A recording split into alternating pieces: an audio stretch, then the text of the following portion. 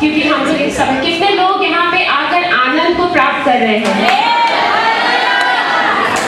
और कितने लोग इस उम्मीद, इस आशा के साथ आए हैं कि जैसे भी हम आए हैं, भले ही शारीरिक रूप, आत्मिक रूप, मानसिक रूप, किसी भी रूप से यदि हम कमजोर आए हैं, वैसे ही हम वापस नहीं लौटेंगे। क्या आप सब इस उम्मीद के साथ आए हैं? आमीन। और उसके लिए एक छोटा सा कार्य है जो हमें करना है। मैं चाहती हूँ कि बहुत ध्यान से आप सब मेरी बात को सुने। कल जब हम लोग प्रार्थना कर रहे थे और इस प्रकार पवित्र आत्मा ने हमें से कुछ बहनों को बताया कि yesterday when we were spending some time in prayer, the Holy Spirit spoke to a few of us, and this is what the Holy Spirit said. पवित्र आत्मा ने इस प्रकार बताया कि हम में से ज़्यादातर, कुछ नहीं, आधी नहीं, लेकिन ज़्यादातर बहनें यहाँ पे परत दर परत परेशानियों को, बोझों को लेकर आनी है। क्या ये सही है? Yes, और पवित्र आत्मा चाहता है that the women here, not a few, not 50%, but most of the women here have come with layers of problems and burdens. And इसलिए पवित्र आत्मा एक कार्य करना चाहता है. The Holy Spirit wants to do something, and that is the Lord wants us. पर पवित्र आत्मा इस बात को चाहते हैं कि हम वो सारी परतों को हटाकर परमेश्वर के सामने, अब वो परत हो सकती है कि हम अपने आप को पीछे रख रहे कि परमेश्वर हम बस इन चीज़ों को आपके हाथों में सौंप रहे हैं और बाकी चीज़ें ठीक है मैं खुद संभाल लूँगी। ऐसा हम लोग कई बार करते हैं, है ना? करते हैं, ऐसा होता है ना कि हम लोग कहते हैं परमेश्वर कुछ चीज़ें हैं जो मुझे लगता है असंभव सी हैं, इसे आप संभालिए, और कुछ चीज़ें हैं जिन्हें मैं खुद संभाल लूँगी। होता है कि नहीं होता है? अगर नहीं होता है तो बहुत अच्छी बात है, लेकिन अक्सर ऐसा होता है। लेकिन आज के दिन पवित्र आत्मा ने ये दिन इसलिए ठहराया है कि हम अपने आप को पूरी तरह से, इंग्लिश में एक शब्द है बेयर, हिंदी में उसको कहेंगे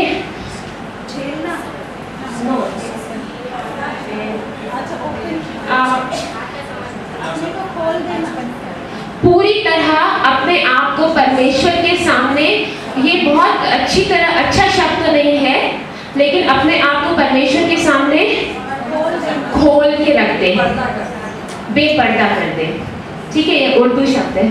अपने आप को just be bare in the presence of God, है ना?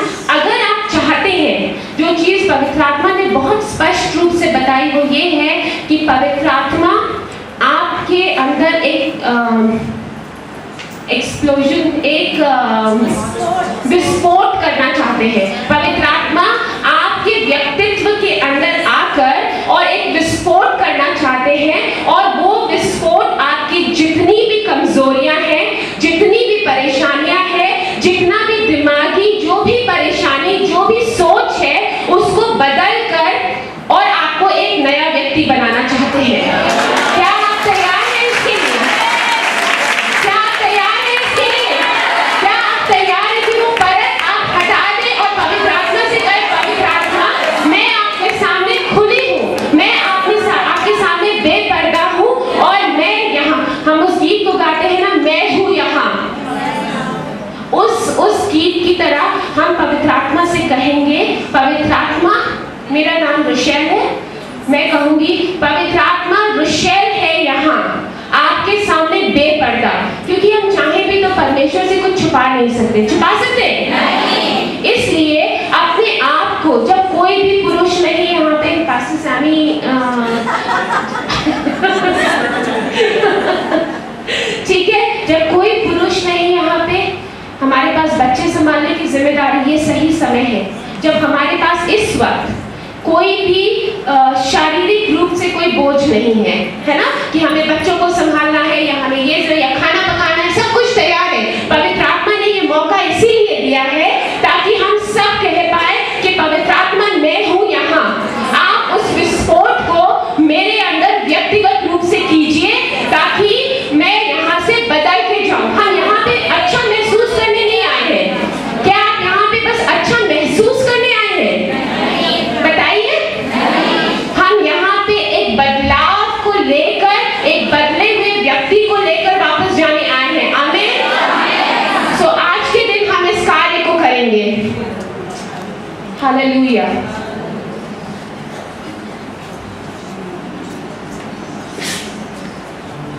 most of us are mothers here, और हम में से ज़्यादातर यहाँ पे माताएं हैं, and as mothers, we know how much we love our little ones.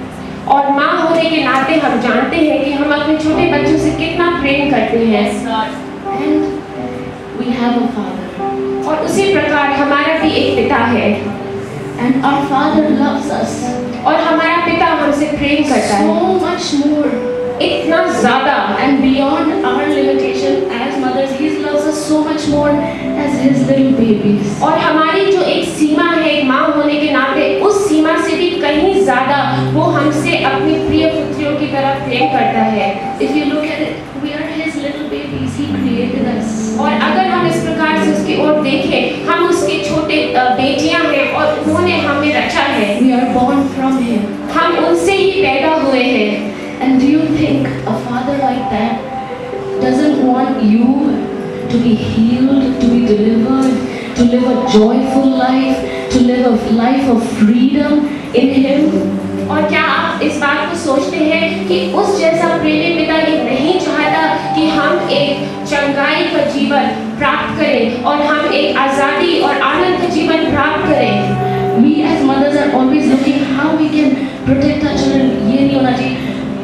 Purposely we will not let them be sick. Purposely we will not let anything bad happen to them. Purposely we will never, it won't come in our heart. So how will we think, if it is God's will, He will deliver me or He will not. If it is God's will, He will heal.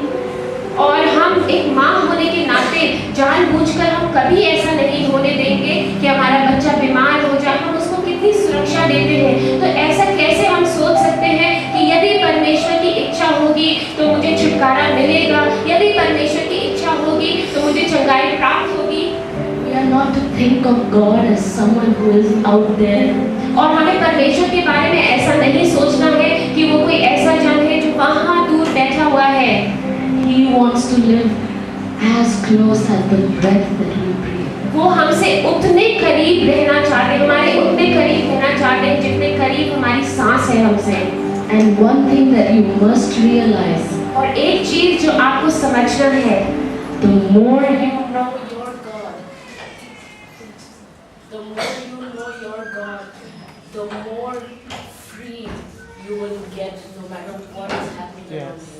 और इस बात को हमें समझना है कि जितना और ज्यादा हम अपने परमेश्वर को जानते जाएंगे, उतना ही ज्यादा हम आजादी को प्राप्त करते जाएंगे, भले ही हम किसी भी परिस्थिति में क्यों ना रह रहे हो। You can have a wonderful time here. और हो सकता है कि यहाँ पे आप एक बहुत ही अच्छा समय बिताएं, But once we go back and unless we are continually renewing our mind with the Word of God, और जब हम वापस जाते हैं, जब तक कि हम लगातार अपने मनों को परमेश्वर के वचन के द्वारा नया नहीं करते रहेंगे and spending time in His presence, और knowing Him, और उसकी उपस्थिति में हम समय नहीं बिताते रहेंगे, उसको जानते हुए, we will not really change so much. Our circumstances won't really change so much. और हम उतना बदलाव को अपने जीवन में, अपनी परिस्थितियों में नहीं देखने पाएंगे। People may lay hands on you and for a while you may feel okay. और हो सकता है कि लोग आपके ऊपर हाथ रखें और थोड़े समय के लिए आपको अच्छा महसूस हो, But unless we are constant communion and building an intimate relationship with Christ through His Word and through communion, we will not really grow.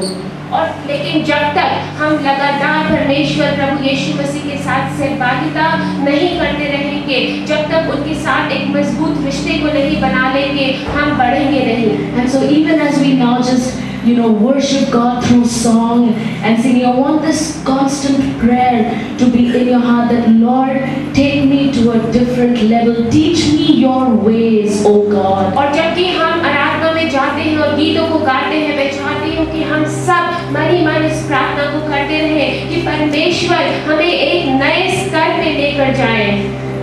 Yesterday during the altar call, very strongly I felt that a lot of mindsets need to be broken. और कल जबकि हम alter call के समय में जब लोगों को आगे बुलाया जा रहा था, उस समय में मैंने बहुत ही मजबूती से इस बात को महसूस किया कि बहुत से लोगों के सोचने के तरीके को, मानसिकता को बदलने की आवश्यकता है। As believers, as those who are in Christ, the way we think, the way we process things are very important. और एक विश्वासी होने के नाते ये बहुत ही ज़्यादा ज़रूरी है कि हम किस प्रकार से सोच रहे हैं। So even though we don't understand many times how the Holy Spirit works, और जबकि हो सकता है कि कई बार हम ये समझ न पाए कि किस प्रकार से पवित्र आत्मा कार्य कर रहे हैं, I want you to just commit your minds to the Lord.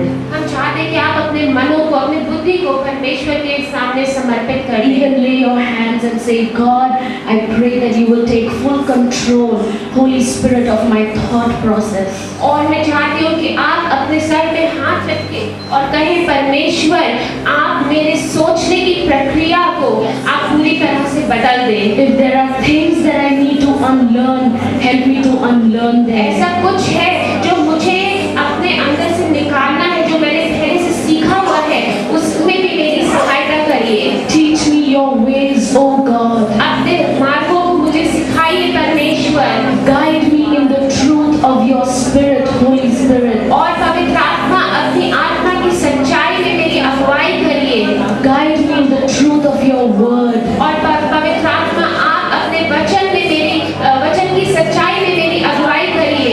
That I will think and I will do according to you and not according to my thoughts. ताकि मैं सोचूं और हर एक वो कार्य जो मैं करती हूँ वो हर एक कुछ आपके वचन के अनुसार होने पाए, ना कि मेरी बुद्धि के अनुसार। Because your thoughts are so much wiser than my thoughts. क्योंकि आपके जो विचार है वो कितने ही बुद्धि से भरे हुए हैं, लेकिन मेरे नहीं। And your ways are so much higher than my ways. और आपके जो मार्ग है वो मेरे मार्गों से कितने ऊंचे हैं। May I be led by the Spirit that I will discern, begin to discern what is from you and what is not from you. और काश की पवित्र आत्मा मेरी अगुवाई करे ताकि मैं समझ पाऊं कि क्या चीज आपकी ओर से है और क्या नहीं। Thank you, Jesus. आइए हम सब खड़े हो जाएं. Let's all stand in the presence of God and just continue to commit ourselves to the Lord.